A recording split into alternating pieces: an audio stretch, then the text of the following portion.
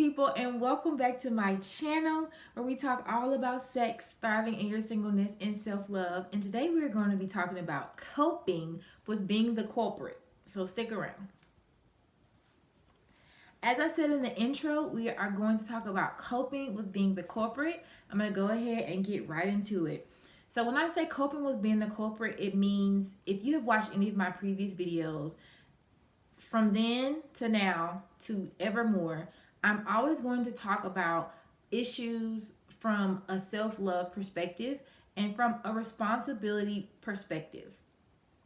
Yes, other people have done X, Y, and Z to you, but how have you done X, Y, and Z to yourself first, right? So yes, you may have been in an abusive relationship, mentally, physically, emotionally, spiritually.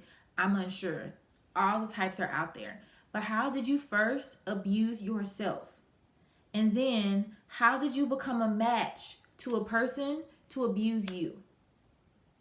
That is what you have to come with, right? Like, yes, that person in your relationship may have cheated on you, and been dishonest. But where in your life did you cheat yourself and were you dishonest with yourself that you became a match to that person? If you've ever seen a magnet, like we live in a world full of energy. If you've ever seen a magnet, there's a plus and a minus on both of them, on polar sides, right? And so you cannot put a plus and a plus together. It will not work. It just will not work. They will not stick. They will not attach. But what happens when you put two sides that are attracted to each other together? They stick. And you have to see yourself as that magnet. So whatever is sticking to you, you are a match to. You are a match to it.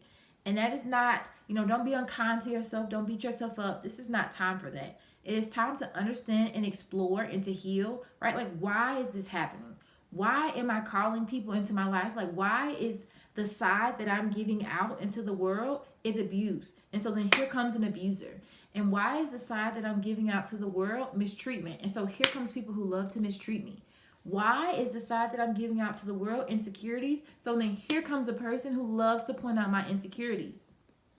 It is a match, right? So this is what I say. This is what I mean by coping with being the culprit. And I have for you all 5 steps to help you cope with being the culprit. What I have noticed is on people's journeys, like people say self-love and they talk about like getting massages and going on trips, and that is awesome.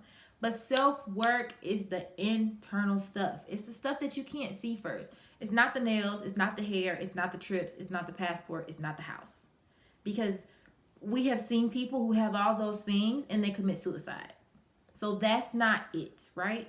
It's about the internal stuff. That's the self-love. I know people who hate themselves but get their nails done every 2 weeks. Like, that's not self-love. A really great woman, her name is Mina, she said that's grooming. There's a difference. You can definitely put some self-care into grooming, but that is not like the extent of self-love. Like, I love myself, so I'm going to get my hair done. No, thank you. It is I love myself, so I'm going to figure out what's going on in my mind and my soul and my spirit to where I can be 1, connected with God at all times, and 2, living my purpose, and 3, have peace and joy at all times. Right? Like, that's the work. That's the self-love journey. So it's all the internal stuff. Here are the 5 things I have. So you first have to be kind to yourself and allow yourself to be human. We make mistakes, and if we were perfect, we would be God. I don't want that responsibility, so I'm cool with being human and making mistakes. Number 2 is empower yourself to make a change. The best thing about life is that it's in your control. There is no one, not even God, right, is telling you what to do, where to go. Will God order your steps? Like, will God give you a roadmap of where you should go and who you should talk to and the things that you should see and do? Yes. But you're more than welcome to say, F you, God. Like, I'm not doing any of that. And go and take a hard right. And God is just like, okay, God is not going to put you back on that path. You have to come back to God and say, I've fallen short. Like, this is not what I want anymore.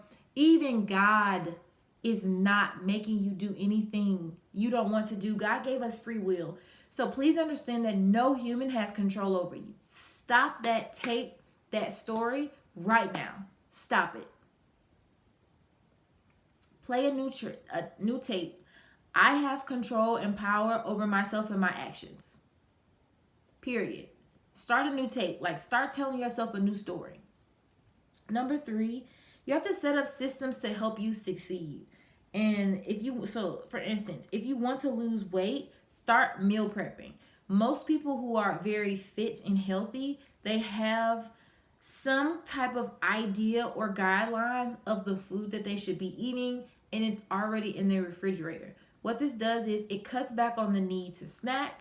It cuts back on, oh my God, I'm so hungry, I just want to stop at this fast food restaurant. It cuts back on all that. So set up systems, get systems in place to help you succeed. The 4th thing is go through your life with a fine-tooth comb and identify habits you have that lead you to make the wrong decisions. For instance, I'm still dating, but when I was dating before, when I was a little bit younger, I was just like looking for fun, and I was like, ooh, I just want to have fun with people, and I still want to have fun with people now, but I have certain guidelines, right, that these people have to fit in. And it's not like he has to be 6'2" and make $2 million and have a yacht. Those aren't the things. It's more of how he treats me. Like, is he kind? These are some of the first things I ask people when they say they're in a relationship. I ask them, are they kind to you? And sometimes people are really surprised. And I'm like, that's the question you need to be asking, right? Are they kind to me? Do they respect my boundaries? Do they respect my relationship with God? Things like that. I didn't really have that before. It was kind of a free-for-all. I wasn't really out here swinging, but I also wasn't out here being very intentional about what I wanted. So now the men that I select now, they're vetted. They are much more, by the time they get to 3rd, 4th date with me, we've had certain conversations and I've asked certain questions. And so now I no longer deal specifically with men who waste my time. I don't have time to waste. And so situationships and we just talking and come hang out on Netflix and chilling, like, that may be fine for some people and that may be the stage that you're in. That's not where I'm at. I think, first of all, it says more about the man or the young man you're dealing with if he's wasting your time, because a man who is about purpose knows that his time is fleeting and you're not going to have it forever. And so a man or a young man who wastes time, I would be weary about that. And I have become very weary of men who waste time. So go through your life with a fine-tooth comb. You have to understand and identify the habits. So with the young man example is, I was going on dates with this one guy and he just was like late and he wasn't really planning anything. And it would be nice dates when we finally got there, but it just was, something was off. But my habit was like not listening to my intuition that was saying like, this is not the guy for you. And so it turned into this thing, and I told him, no, thank you, I don't want to date anymore. And then, he came out and was like, of course you would do something like this. I knew this is how you really were. All this kind of stuff. Anyway, long story short, I could have been on dates with with men who know how to leave in love, right? But that wasn't him because I wasn't listening to my intuition. So you have to understand, identify the habits that you do. So most times for me, when I'm about to betray myself, my intuition has told me something and I've pushed it aside. I know that that's a habit for me. So anytime I feel like a gut level, like I should be doing this and I don't, I know like, ooh, I'm about to fall into this trap. And I still may fall into it, right? But at least I'm more conscious and aware of it. And the 5th thing is you have to uncomfortably start your new life. You have to understand, like, moving to new levels is uncomfortable. And there are going to be things that you don't know how to do. You're going to need people to help you. Maybe it's a coach, a counselor, maybe it's a therapist, maybe it's somebody in your life who you look up to, that you want to be like one day. But you're definitely going to need those people to help you along the way. It's going to be uncomfortable, but do it anyway. It will feel different, but it will be worth it. It's like working out. You're sore, ow, my muscles, it hurts to move. But then what's the end result? is the soreness does go away and your body is more fit and it's more healthy. So you have to embrace the new change that is coming after you decide, right? Like, I am the culprit. It is me. Lovingly do it. Do not blame yourself, right? But do take responsibility for what is happening. So I hope that you enjoyed this video, and I look forward to seeing you in the next one. Please do not forget to like, comment, and subscribe, and I'll see y'all later. Bye.